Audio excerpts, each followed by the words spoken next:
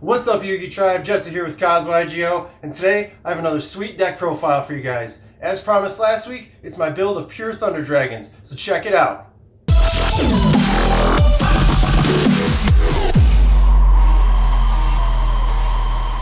Alright guys, let's get right into this deck profile. I hope you guys are having an awesome day. A couple things I have to say about this deck before we get going. I found that it was a lot of fun to play. It was very consistent. I feel like I never had a bricky hand. I always had plays that could be made. I always ended up with at least a Colossus on board and a hand trap in hand. I'm running quite a few hand traps in this version of the deck. There's still some changes I'd like to make or experiment with. I'll get into that a little bit further on into the profile as we start talking about the individual cards. But yeah, I made a couple misplays that caused me to lose a match, but it's just growing pains. You know, getting reacquainted with this version of the deck. It's been months since I picked up pure Thunder Dragons. I've been running the Danger Crusadia variant for a while now, and I kind of grew accustomed to that. But I feel like this version, it doesn't put up, you know, the crazy boards with the hot reds and the harbingers and all that, but it puts up enough to be very effective. It has the ability to have hand recursion to outgrind your opponent, unlike the Danger Crusadia variant, which you pretty much burn through most of your deck, you know, your first turn building your board, and if they're somehow able to get through your board, it's hard to come up with plays to follow up. So that was another aspect about this version of the deck that I really enjoyed, just the playability of it. Surprisingly, this version felt really good going second. I was able to play through some pretty substantial boards and end up winning the matches. I think I lost all my die rolls last night, and I still did really good. Like I said though, the hand traps are clutch. So yeah, with this version, there's a lot of room for hand traps, and there's just a lot of room to do different things with this deck. And I feel like it's pretty important with the way the meta's kind of shifted, especially with, you know, the new promo cards, Nibiru and Dark Ruler No More. This is a fun version of the deck to play. And also, before we get going, I want to remind you guys, if you guys want to see more awesome deck profiles in the future, please don't forget to subscribe to the channel and check out all my upcoming videos. I have quite a few lined up here. So yeah, let's get right into this profile. I'll show you guys what I was working with last night at locals. Starting off, the standard Thunder Dragon package, 3 OG, 3 Dark, 3 Roar, and 3 Hawk. I ran only 2 Matrix. I'm actually debating on bumping this up to 3. I wanted to keep the deck 40 cards. If I was running this at 3, it would have been 41. So I might have to make a couple changes to bump that up to 3 as well. And I only ran the 1 duo. And some people are cutting it completely. Some are running 2. I feel like 1's correct, because this actually helped me win a game after I got Nibiru, which I'll get into fairly shortly. I ran 3 Batteryman Solar. This is the best normal summon for the deck. I know there's a lot of debate going on right now about Lupine. I just feel like this provides more utility, and overall it's a better normal summon for the deck, where with Lupine you can't play under Lancia. With Solar you can at least get a Colossus on board if you get Lancia. So I feel like that's pretty important. Next up, I'll show you the hand traps. I ran 3 Ash Blossom.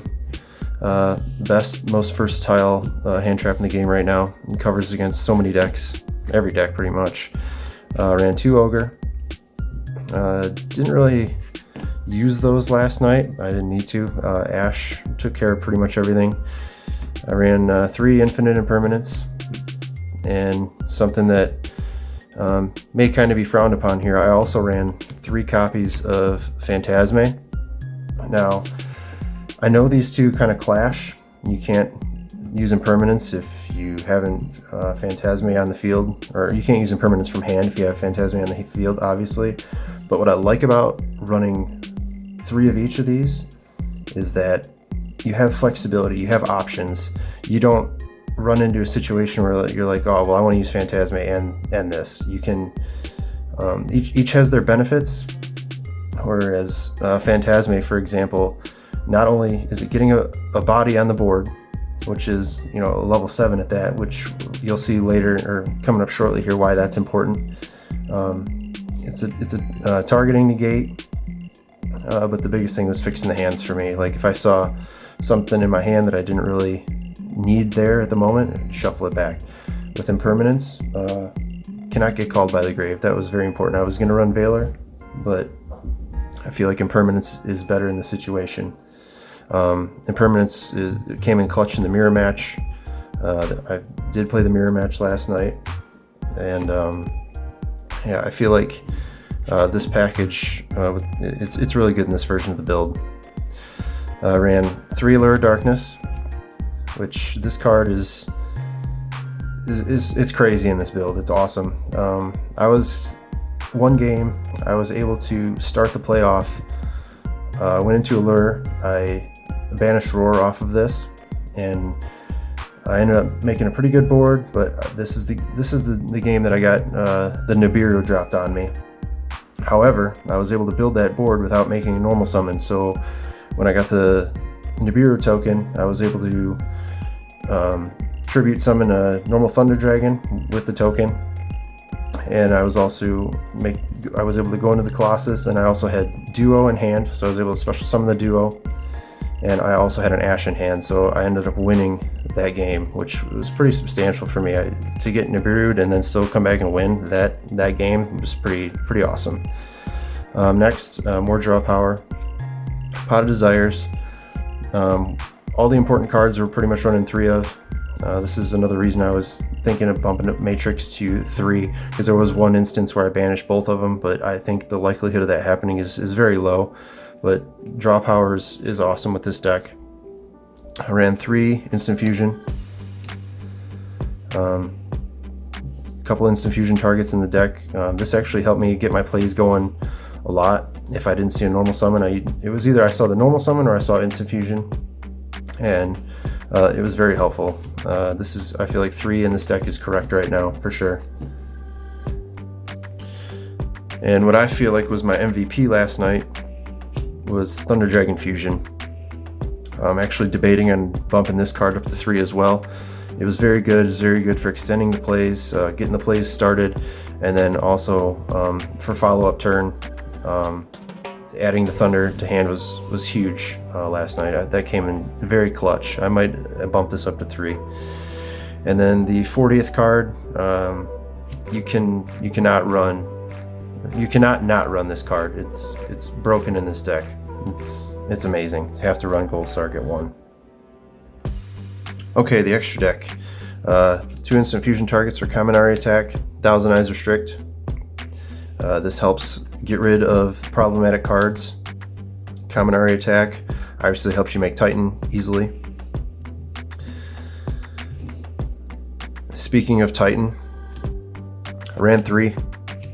I didn't need all 3 most game. Yeah, I don't think I ever need. There was a time where I ever needed all 3, but my absolute favorite play was ending on Titan Colossus with a Matrix or something in hand, Matrix or Dark in hand. Pop their normal summon, and then they can't search for the Colossus. It's really strong. Yep, and then 3 copies of Colossus. Still an incredible card, very powerful. Get into the link cards. 1 Link Karibo for the Matrix plays.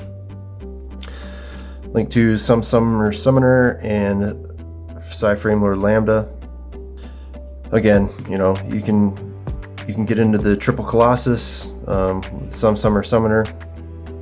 I wouldn't just leave it at the 3 Colossus though, because you open yourself up for sphere mode. So what I ended up doing most of the time is I would make the Colossus and then turn this into a Colossus, but then turn the Colossus into the Titan, and then Lambda, another really good link too. I was also running the Nightmare Phoenix, Nightmare Unicorn. I did not need to use Unicorn at all last night, but Phoenix came in handy when it came to playing through an Orcus board, baiting out the negates. Probably my favorite link card to make last night was the BLS link card. This card is insanely strong. I did not face Sky Strikers last night, but this card pretty much single-handedly will shut down Sky Strikers. It's pretty incredible. And then the 15th card for the extra deck was Warlord. Never went into it, never thought about going into it. I think I'm actually going to change things up and take this out. I don't know, there's a couple other options I'm looking at. I'll keep you guys updated in the future here as the time goes on and I play with this deck a little more. Next we'll get into the side deck here. So far, what do you guys think about the main and extra decks? Is there anything you guys have changed, or are you guys surprised with any of my choices so far? Do you think I should try playing the Aloof Lupine at 2? Let me know what you think down below in the comments.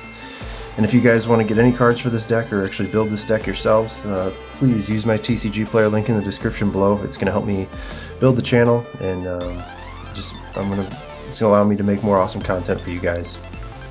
So, side deck, the only really kind of spiciness in the side deck last night was 3-Dimension Shifter.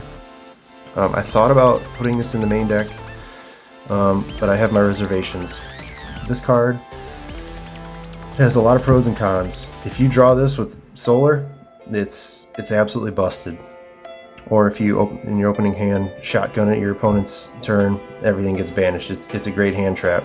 But playing past turn 1 or 2 where you have cards in the graveyard, it's an absolute brick, and you really resent seeing it. So that's why I didn't main deck it. I kept it in the side. I sided in a couple times. I think I only actually used it once. It was against Orcust. Everything just kept getting banished and the dude just scooped. I don't know, it really frustrated him because I don't think he knew what was going on with it. Yeah, so I think this is best utilized in the side just because there's too much risk with it as far as drawing it later in the game when you could use something else. So I don't know, I might play around, do a little more playing around with that and experimenting and see what happens. Then 3 Twin Twister. This is a side deck staple at this point. You guys know what's going on with that. I ran 1 Imperial Order, 2 EEV. I had never even sided these in. I didn't play anything that was too heavy. Back row. Same thing with the reboots. Didn't need them last night. I don't know. I still got some experimenting to do, like I said. And then I did run 3 evenly matched. I sided this in. Obviously, every time I knew I was going second.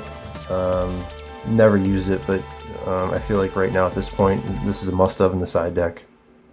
So, yeah, let me know what you guys think. What changes do you guys think I should make to the main, extra, and side? Like I said, if you guys want to see some more awesome content like this in the future, please make sure to subscribe. And also, if you want to see the other Thunder deck profile I made last week, it's right here. Go ahead and click it. And yeah, I'll see you guys in the next video.